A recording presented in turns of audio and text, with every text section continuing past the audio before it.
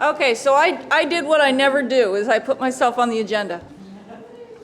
Yeah, I don't do this. But we wanted to have a couple examples on the agenda of how you might identify restoration opportunities in these over 80 stands. So I'm going to be talking about the wet. I like wet. Jane likes messic. No, you like moist. I refuse to say moist. Moist. Oops. I'm going to be talking about the moist forest. And Josh will be talking about the dry forest. Yes. What's that? Moist? There's actually an NPR story I heard a couple of years ago that said moist is a word that should be taken out of the dictionary because the majority of public does not like it. It's a social thing. So I'm going to run through an example for you very quickly. And bear with me, I stole a lot from the speakers this morning, so you're going to see things that you heard this morning, and I've tried to incorporate it into a logic path. And I will tell you right up front that Jerry Franklin doesn't like this. But he would if the line officer right up front states that one of the reasons we're going into these sorts of stands is to provide a timber product to the local economy. So as long as you're meeting a couple of those three circles that are overlapping, not just describing as an ecological action, he can get on board. So Jerry's going to be watching this via live streaming later. He can call me. He can call me at home later. So restoration opportunities, setting the stage for you. You all know this. So we have this legacy in the West Central Cascades of a harvest technique that was dominated by clear cutting and fire suppression. It was really good for big game. It was really good for Doug fir. And everybody was kind of happy. This is what the science was telling us at the time. There were two drivers back in the day when I started this job, where you would put the road. The road engineer was basically in control of the IDT, and where the highest volume per acre was, because you needed to get out and convert those stands before they rotted on the stump. The modeling technology of the day, this keeps going without me. It is really scary. The modeling technology of the day was Doug fir Sim, which is a plantation model of how many trees to plant and then how to do your PCT. And a model called SNAP, which told you where to most efficiently and effectively put your roads on the landscape. And that's what drove a lot of the pattern and activities that we did. Obviously, things are much more complicated today. This is a picture of the Willamette National Forest Plan as amended by the Northwest Forest Plan. And obviously, there's a lot of different values and interests that we're trying to represent all on one landscape. And then recently, we had the spotted owl critical habitat that was overlain on that, which created a little bit more complexity and challenge for us. Now, I'm a zoologist by training. And my answer to everything is to build a dichotomous key. So I was thinking when I first approached this, I could build a dichotomous key. So does it have feathers? Does it have fur? Does it have a tail? Does it have teeth? And eventually you would come down to the end. God, it's still moving. You'd come down to the end and you'd have one answer. Well, obviously there is no one answer to this particular resource issue. One answer is going to be highly unlikely. There's going to be multiple pathways and lots of trade-offs. This is going all by itself.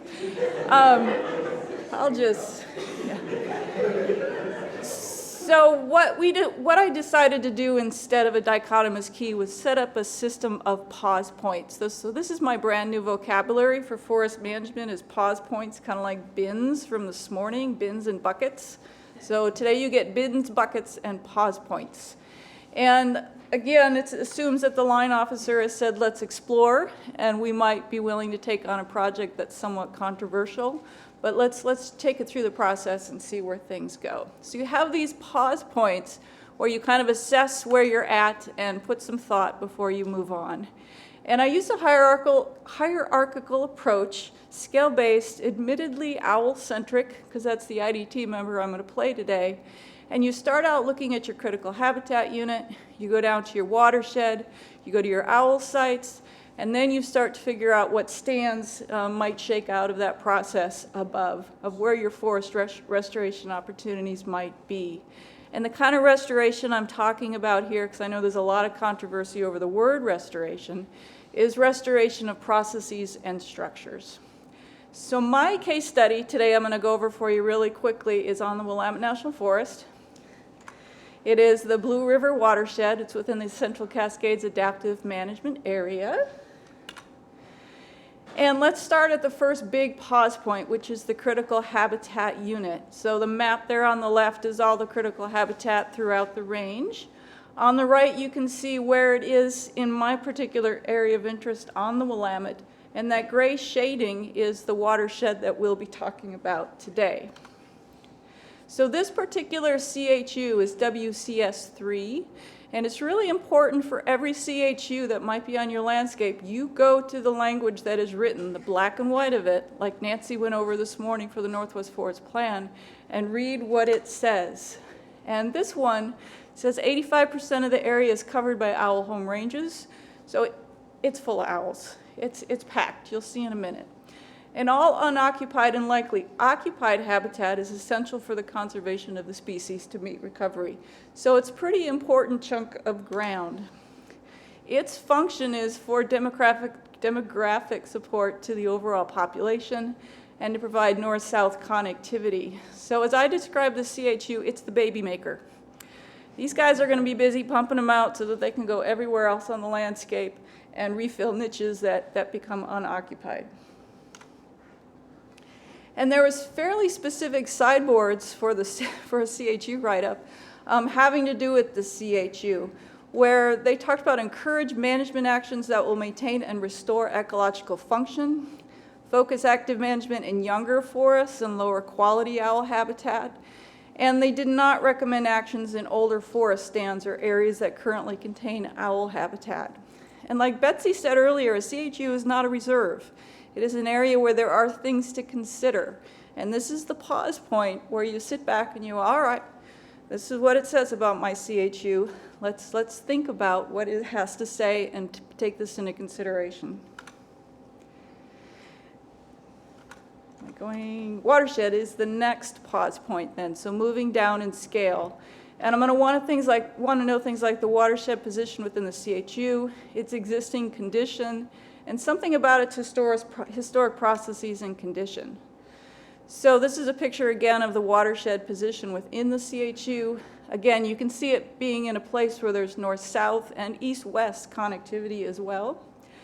Current vegetation is pretty typical of West Central Cascades, about 30% cut over. We've done some commercial thinning, a lot of stands that have not reached that sort of age of opportunity yet. The matrix is mostly the late successional and old growth forest. And one of the things I was curious about is if any of that existing vegetation has been derived from historic, and I mean railroad logging days, clear cutting. And in this particular part of the landscape, we don't have hardly any. But if you go to the Detroit Ranger District or down in Oak Ridge, where there was the infrastructure and railroad logging at the turn of the century, you are seeing now stands that are over 80 that were derived from that old clear-cutting practice. And I think in some cases you can really tell the legacy of that treatment out on the landscape.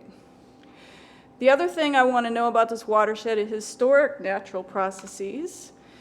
And I got a lot of this information from Jane Curtis, things like fire starts over the last 40 years. You can tell here that this landscape has wanted to burn. It has not been insulated from that, but we have put all of these fires out quite successfully. We also have data from the 1900s and 1914 of the early 20th century fires. So we know in our landscape where some stands were derived from those fire effects back at the turn of the century. We also have really rich fire history studies in this watershed from work Alan Tepley did. I think Jane showed a map of a full range of fire studies throughout the West.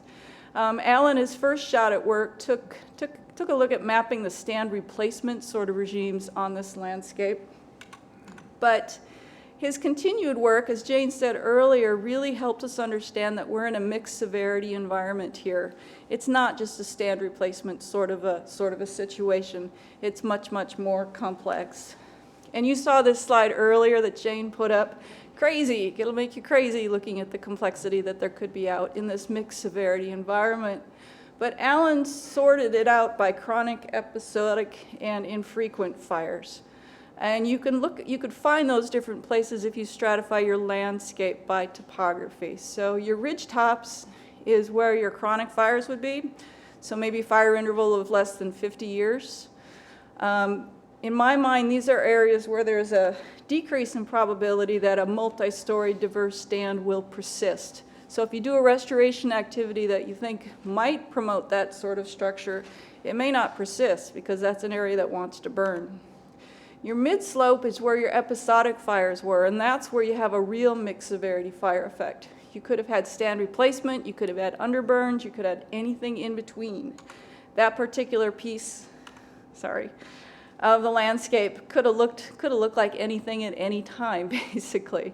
But we've probably put the majority of the fires out that started in those mid-slope positions over the last 80 years. So what that means to me is that some of those stands in that mid-slope position might be less complex now than they would have if natural processes would have been allowed to play out. And then Alan also described valley bottoms and toe slopes as areas of infrequent fires. And in my mind, these are areas where there's probably an increased possibility that if you do restoration, the stand will stick around for a while. And as Jane said to me, historically, time was the main process in these toe slopes and valley bottoms. And it's also where a lot of our riparian reserve systems are, so there might be a convergence of issues there. So the next pause point is the spotted owl sites themselves. And the first information I would want to know is where my owl habitat is. And you can get this from GNN, you can get it from your stand inventories, and lots of different ways to create these sorts of maps. The other thing you do is map your owl home ranges. And I said earlier, this CHU is 85% occupied. Well, this watershed is 100% occupied. We have a spotted owl demography study in this area, so we actually know where all these owls are and have been tracking them for the last 20-some years. The other part of the story is the RA10 thing that Betsy talked about earlier, where you look at the amount of habitat within the ranges. And there's a couple of them here you'll see in red, 4 actually, that are deficient around the owl main core site. So we'd be a little concerned about the successful function of those sites. I worked with Steve Akers with the H.J. Andrews to create a value we're calling a conservation value, which basically assigned from 0 to 10 a value having to do with pair occupancy, reproduction, a bunch of different factors, so that we could see, kind of parse out which sites we felt had the highest conservation value on this landscape. And the red ones here are of the highest conservation value, then it goes down from there. In my mind, the red sites, and Betsy talked about this a little bit earlier, these high conservation value sites, they're highly functioning right now. They're doing their job. They're cranking out babies. It's probably not a high priority area for restoration. The yellow sites are low conservation value. They're not functioning highly at present. And so those might be areas to focus restoration of late successional, or even do restoration of early successional type habitat like Matt talked about earlier. And then of course there's the RA32, which Betsy also talked about. In WCS3, remember it said we do not recommend actions in older forest. That basically takes all your RA32 off the table. It's not a high priority, not a place I would go to look at for restoration activities. So we have gone through three pause points here, and now we're down to the stand level where we're thinking about restoration opportunities, and we're pausing here. And what we've pulled together is the thoughts that the restoration opportunities probably exist in the low diversity stands lacking key components like standing in down wood, stands at high risk of disturbance, or stands that could help buffer fire spread. There's ways to find your low diversity stands on the landscape. Ray helped us with that earlier today looking at OGSI. You can get that from your vegetation inventory. You can get it from LIDAR. Lots of different ways to find that where those places are. Usually they were areas that have regenerated from clear cutting or stand replacement fires, especially if there was a reburn sometime in the last 80 years. And it also might be in areas where we have suppressed fire activity. So maybe they're not really as diverse as they might have been under natural conditions. And the kind of prescriptions you could think about are the stuff that Matt went over earlier today and Stephanie. So you could do some thinning to do some restoration in these stands. If it's a trade-off though. If it's dispersal now or even borderline foraging, you may lose that function in the short term. And in the long term, you may not be able to develop that multi-storied stand type condition just because of what you're having to start with. You could also do a prescription that we call gapping. I call it gapping. Silviculturists call it lots of things. You could go in and put in these small openings. If it's currently dispersal or foraging, you may be able to continue to retain that function. It's going to depend on how big that gap is. You're going to want a gap big enough to stimulate an understory and some Douglas fir, but not so big you're reducing the canopy so it's no longer dispersal. Long term, again, you may not succeed in that multi-storied restoration over time. You might get a horizontal diversity, but not that vertical diversity. And I don't know what things respond to horizontal versus vertical, but we're going to let the KBO figure that out. Other prescriptions that could be worked in there, again, restoring that early cereal habitat. Go into the over 80, you would lose the current function. But you could possibly create that multi-storied stand, not just through one entry, but multiple entries. And it's a trade-off situation you'd have to look at. The other thing you could do is just go in and restore the snags and down wood. If that's the only component that's missing, you could go in and collect monies to, well, find money, have a bake sale, to go in and create that snag and down wood component and help restore the function of that habitat. Other places you might want to look, and I didn't run this full exercise, but you could find stands at high risk of disturbance. And there's a fire suitability index that Ray Davis has online that you can pull up that might help you identify some stands that you could treat to help reduce fire spread in the future. I think this is more of an issue down in the south where Josh is going to talk than up on the Willamette. So when I go through all of those pause points and then kind of stop, I should have put a stop sign here.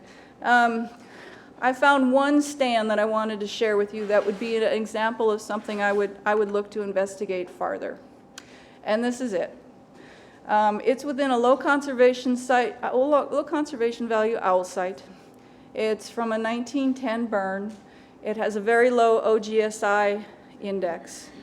And if you look at the profile that's running across that aerial photo, that's a LiDAR profile that Ray Davis pulled together. And you can really see on the right side of that profile where the fire was, really lacking in a lot of structural diversity. And you can see how it kind of trends into the adjacent stand where the OGSI becomes higher. So this is a stand where I would want to go in and maybe take a look at seeing what we might be able to do in there in terms of restoration opportunities. Of course, there's other land allocation considerations. So I said I was representing the owl on this IDT, but there's other stuff. And those also have to be pause points in the process. This landscape has an AMA, has visuals, has special interest areas. This is a Dunn's model of red tree vole habitat for survey and manage, taking a look at where these critters might be and managing for those might also influence the activities out there. We have a lot of axtail slug for some reason in this landscape. They're creeping all over out there, and a lot of riparian reserves. So we didn't even talk about riparian today. We did that 2 years ago. But riparian is another thing that we need to think about in terms of how we might have options in these different stands. And then getting back to the social science, we have to take this sort of thing to our stakeholders and find out, would this really be socially acceptable or not? Would you be behind this sort of thing if we are trying to meet multiple objectives, multiple use, all those different sorts of things, and come to some sort of agreement that this is a place, the why here, why now, that might be acceptable. So back to the beginning, I said I wanted to do a dichotomous key, but I couldn't. I was searching for a diagram that would express to myself the type of process that my brain went through in pulling this together.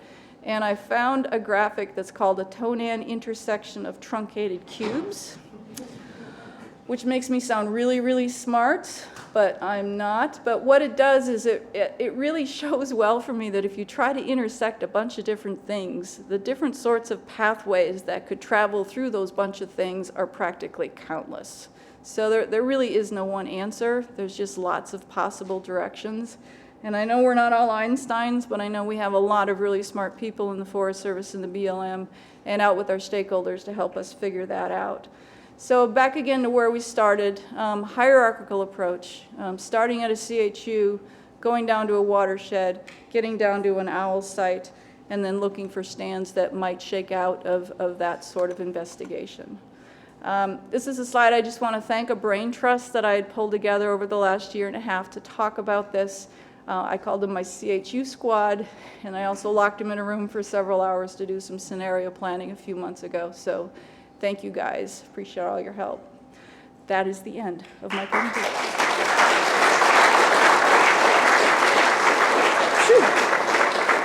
Let's see, do I have times for questions?